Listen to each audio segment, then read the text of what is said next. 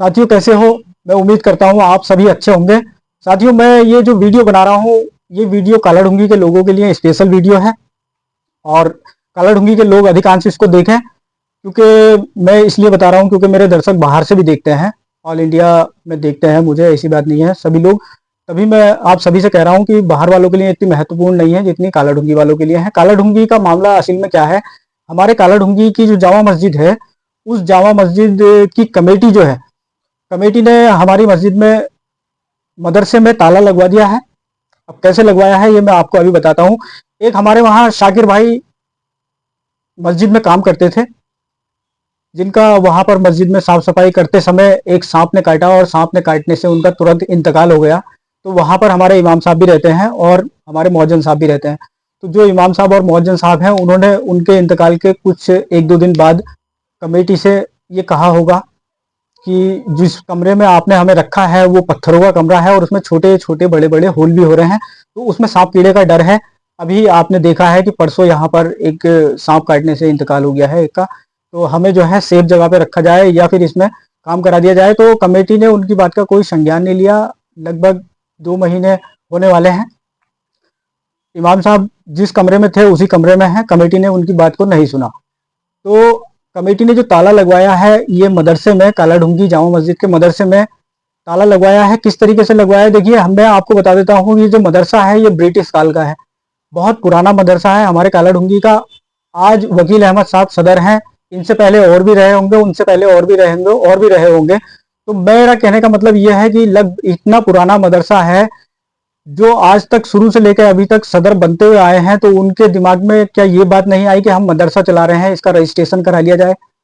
तो अभी तक किसी ने रजिस्ट्रेशन नहीं कराया। अब जो इस समय है, जो इस समय कार्यभार संभाल रहे हैं सदारत का, जो हमारे सदर साहब हैं, इनको देखते हुए मुझे लगभग 25 साल हो गए।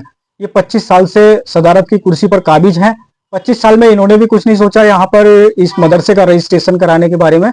तो इस मदरसे का रजिस्ट्रेशन नहीं था, तो अभी गवर्नमेंट के आदेश थे जो बिना रजिस्ट्रेशन वाले मदरसे हैं उनको सबको बंद कर दिया जाए, सील कर दिया जाए। उसी के साथ लेकर के हमारे कालाढूंगी का मदरसा भी सील हो गया। तो अब उसमें खुलवाने की प्रक्रिया लगभग 4 से 5 महीने हो गए हैं मदरसे को बंद हुए हुए, और कमेटी के कान पे जूं बिल्कुल नहीं रेंग रही है। कमेटी बिल्कुल कुछ नहीं सोच रही है कि इसको खुलवाना भी है, नहीं खुलवाना है, या रजिस्ट्रेशन कराना है या नहीं कराना है। बिल्कुल इस समय मौन पड़े हुए हैं कमेटी वाले सभी लोग। तो मेरा कहने का मतलब यह है कि बाजपुर में जितने भी मदरसे, लगभग काफी मदरसे बंद हुए थे जिनमें सील लगा दी गई थी रजिस्ट्रेशन ना होने के कारण। तो उसमें से कई मदरसे खुल भी गए हैं, जैसे बाजपुर का खुल गया है, और भी कई जगहों के आप सभी को पता होगा, और भी काफी मदरसे खुले हैं। उसी बेस पर अगर हमारी कमेटी चाहती तो उसी बेस पर उनको अपने मदरसे को खुलवा लेती और वो मदरसा किसी यूज में आता हमारे। अभी वो पड़ा है खंडर की तरह, उसमें कीड़ा कांटा मकड़ी जाले वाले बवाल उसके अंदर भरा है, बाहर से सील लगी है, ताला लगा है। तो कमेटी उसको खुलवाना नहीं चाह रही है। अगर जो हमारे इमाम साहब रह रहे हैं वहां पर, न उनकी बात का कोई संज्ञान लिया उन्होंने कि हमें दूसरे कमरे की व्यवस्था कर दी जाए, तो उनके लिए कमरे की व्यवस्था भी नहीं करी है कमेटी ने। तो मेरा कहने का मतलब यह है कि अगर ये ताला खुलवा देते तो जो मदरसा है हमारा, तो वो बड़ा हॉल है, बड़ा हॉल है, उसमें बीच में पार्टीशन करके एक में मौजन साहब और एक में इमाम साहब हमारे रह लेते। इमाम साहब हमारे भरोसे तो हैं यहाँ पर, और किसी दूसरे के भरोसे थोड़ी है। हमने देख रेख करनी है उनकी, और कमेटी ने करनी है। मेन चीज तो कमेटी है, कमेटी ने करना चाहिए। ये हमारे मेहमान भी हैं, ये हमारे इमाम भी हैं, ये हमारे सर के ताज भी हैं। तो इनकी सेवा करना हमारा फर्ज है। ये हमारी मस्जिद में है, हमारे इमाम हैं, हमें नमाज पढ़ा रहे हैं सभी को। तो कमेटी कोई संज्ञान नहीं ले रही है, कमेटी कुछ सोच नहीं रही है इसके बारे में। तो मेरा कमेटी से कहने का मतलब यह है कि कमेटी लगभग 4 से 5 महीने हो गए हैं मदरसे को सील हुए, मदरसा बंद है, ताला असल में कुछ नेता लोग घुस गए हैं बीच में। वो सोच रहे हैं कि हम खुलवाएं, कुछ लोग सोच रहे हैं कि हम खुलवाएं, कमेटी सोच रही है हम खुलवाएं, और खुलवाने के चक्कर में कि कोई नहीं खुलवा पा रहा है। मेन चीज तो ये होना चाहिए कि जो सदर है उनके पास में इसकी फाइल होनी चाहिए, उन्होंने खुलवाना चाहिए इसको, लेकिन कोई नहीं खुलवा पा रहा है। हर कोई अपनी राजनीति चमकाने के चक्कर में मदरसे का ताला नहीं खुलवा पा रहे हैं, या पता नहीं क्या बात है क्यों नहीं खुलवा रहे हैं। तो मेरा कमेटी से कहने का मतलब यही है, सिर्फ मैं कमेटी से कहना चाहता हूं, इसकी फाइल अगर आपके पास में है, जामा मस्जिद कमेटी के पास में मदरसे की फाइल है, तो आप प्लीज इसकी फाइल मुझे दे दीजिए और ना मैं आपसे कोई पैसे मांग रहा हूँ, ना कुछ मांग रहा हूँ। मुझे सिर्फ फाइल दे दीजिए, इंशाल्लाह ताला मैं इसका ताला 1 हफ्ते के अंदर अंदर खुलवा दूंगा।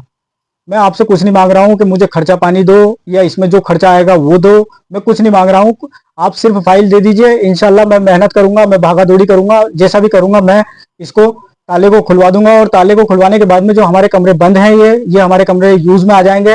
हमारे इमाम साहब इस समय खतरों में रह रहे हैं, सो रहे हैं। जो खंडर जैसे कमरे बने हैं, तो कम से कम उन्हें उससे छुटकारा मिलेगा, उनका डर और भय खत्म हो जाएगा। छोटे छोटे बच्चे भी हैं उनके भी, और हमारे मौजन साहब के भी छोटे छोटे बच्चे हैं, तो बच्चों का ख्याल भी रखना है। सांप कीड़ा निकलता है तो आप सबने ध्यान देना चाहिए। तो मैं चाहता हूं कि अगर मुझे कमेटी फाइल देती है तो मैं इसको इंशाल्लाह 1 हफ्ते के अंदर खुलवा दूंगा। और एक बात और दोस्तों, जो हमारे सदर साहब हैं उनकी समझदारी, कितनी समझदारी है, मैं आपको उनकी समझदारी के बारे में बताता हूँ। असल में एक मस्जिद की जगह पड़ी है कहीं पर, तो उस जगह में कुछ लोग साफ सफाई कर रहे थे। वो साफ सफाई करना उनका अच्छा था और ठीक भी हुआ, उनके घर के पास में उन्होंने साफ सफाई कर ली, कोई बुरी बात नहीं है।